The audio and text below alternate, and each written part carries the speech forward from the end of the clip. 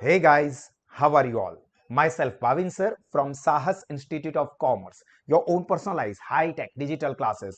दोस्तों, practical accounting workbook के अंदर आज के सेशन में हम लोग बहुत ही ज्यादा इंपॉर्टेंट कॉन्सेप्ट को डिस्कस करने वाले हैं and that is GST, goods and service tax. दोस्तों ये आप लोगों के लिए काफी इंपॉर्टेंट टॉपिक रहेगा। इसकी कुछ फंडामेंटल चीजें आप लोग ऑलरेडी 11th स्टैंडर्ड में पढ़ चुके हो और आगे आपको कॉलेज के अंदर प्रोफेशनल कोर्सेज के अंदर भी इसके ऊपर डिटेल में समझ में को आता है। तो इस वाले सेशन को बहुत ही ध्यान से देख लेना, क्योंकि ये आपके एग्जाम के लिए एज वेल एज आपके प्रैक्टिकल नॉलेज के लिए काफी काम का है। तो चलिए आप सब लोग अपने पास हमारे पैम्पलेट ले लीजिए और उसमें ये जीएसटी वाले कॉन्सेप्ट को समझना है। बहुत सारी अलग अलग चीजें दी हुई है जिसको हम वन बाय वन समझते हैं और इंपॉर्टेंट चीजें जो मैं टिक मार्क करूं वो आप लोग आपके पैम्पलेट में भी टिक मार्क और हाईलाइट करेंगे। सबसे पहले तो जीएसटी ऑन सप्लाई, ये बहुत कॉमन सी चीज है कि GST goods and service tax जो है वो हमेशा सप्लाई के टाइम पर लगता है। सप्लाई ऑफ गुड्स और सप्लाई ऑफ सर्विस उसके टाइम पर लगाया जाता है। तो देखिए, GST is levied on supply of goods and supply of service, या तो फिर supply of both in India.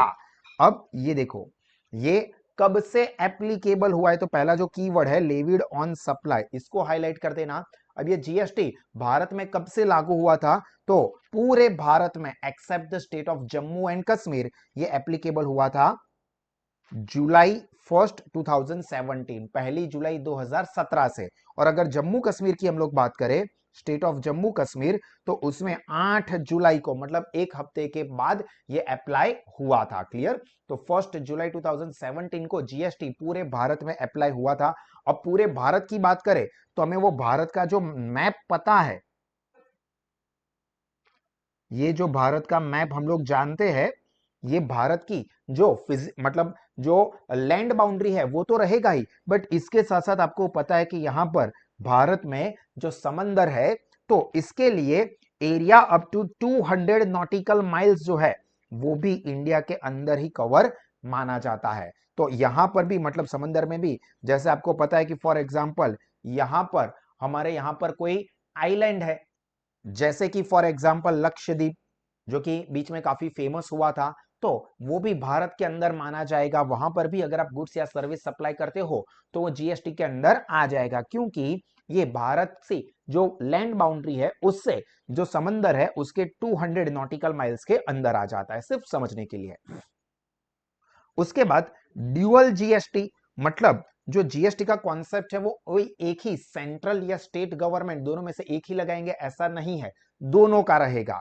तो जीएसटी में क्या होता है? Central government and state government. अब स्टेट गवर्नमेंट हो सकता है या तो फिर union territories will levy GST simultaneously on a common base, that is supply of goods और सर्विस ऑफ बोथ।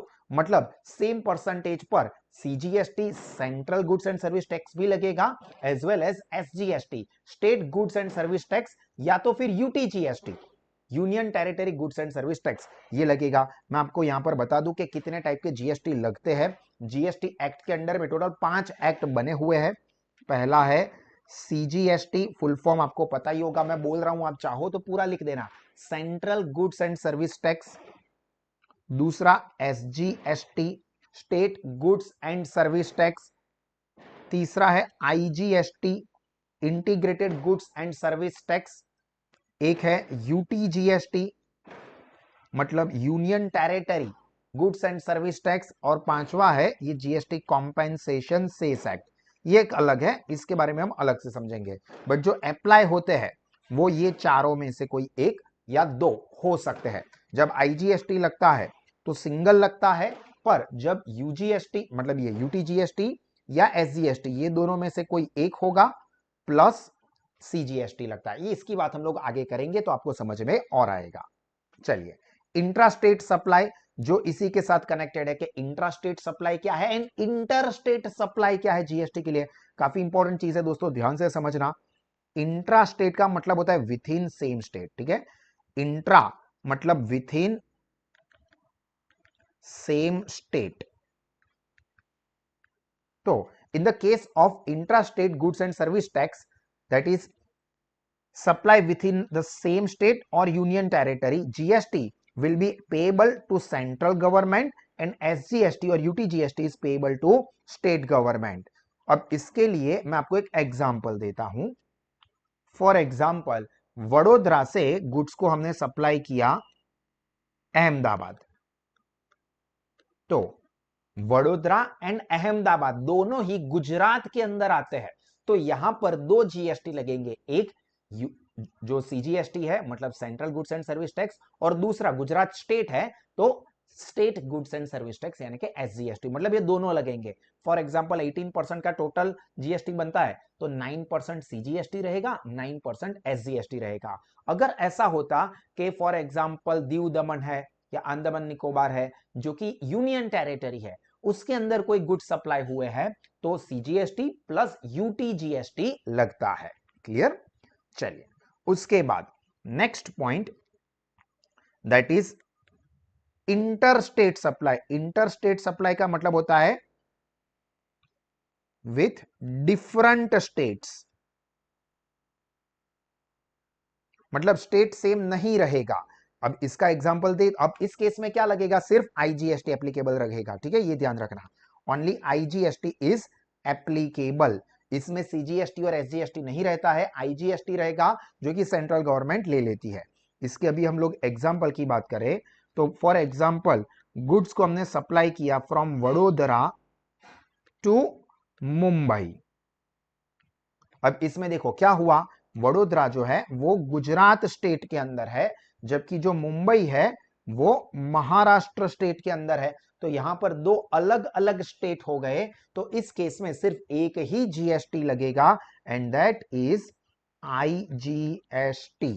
क्लियर? चलिए then next concept is GST rates for supply of goods. अब कितने परसेंट जीएसटी लगता है? अब देखो, जो GST committee होती है, ये भी एक चीज समझ लो दोस्तों कि जीएसटी कमिटी या जीएसटी काउंसिल जो होती है उसके अंदर हर एक स्टेट और यूनियन टेरिटरी के जो फाइनेंस मिनिस्टर होते हैं वो रहते हैं, प्लस सेंट्रल गवर्नमेंट के फाइनेंस मिनिस्टर मतलब सेंट्रल फाइनेंस मिनिस्टर. और ये पूरी जो कमिटी या काउंसिल होगी जिसको हम जीएसटी कमिटी या काउंसिल कहते हैं, उसको लीड करता है सेंट्रल फाइनेंस मिनिस्टर. जो पूरे देश के फाइनेंस मिनिस्टर है वो जीएसटी काउंसिल के हेड होते हैं. और उसके मेंबर कौन होते हैं? तो सभी के सभी स्टेट्स और यूनियन टेरिटरी के फाइनेंस मिनिस्टर. अब वो लोग मिलके ये जीएसटी के रेट्स को टाइम टू टाइम डिसाइड करते रहते हैं और चेंज भी करते रहते हैं. बट कहां से कहां तक की रेंज है ये आप लोग समझ लीजिए.